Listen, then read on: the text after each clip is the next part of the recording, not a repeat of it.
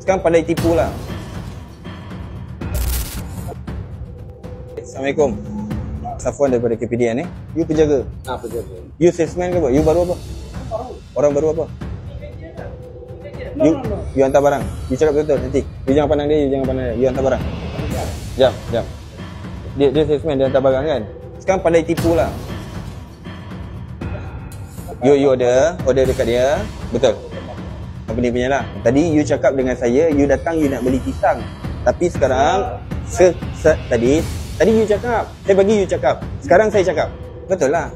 Dia yang mana yang pusing-pusing cakap tadi you kata you nak beli pisang tapi you hantar pisang.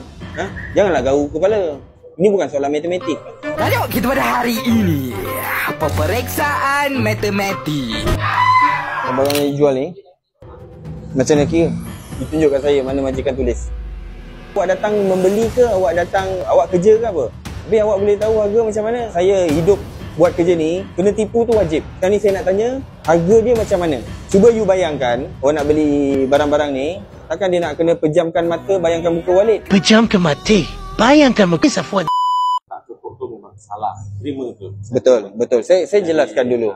Tak fair kalau saya tak jelaskan. You lesen daripada majlis belum dapat.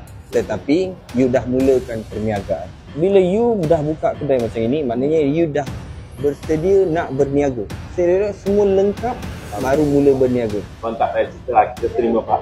Saya tak boleh cerita. Saya kena cerita apa kesalahan. Kita ni bukan nak menyusahkan orang. Dalam Melaka ni, ini bukan cara untuk berniaga. Kedai ni agak mencurigakan lah sebab biasa kalau kedai kita, banyak barang kita punya produk. Kita tak support produk Malaysia.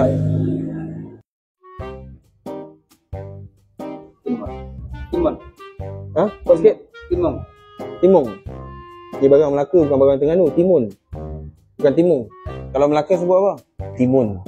Bukan timau. Tak ada. Henti jatut rakyat tak beri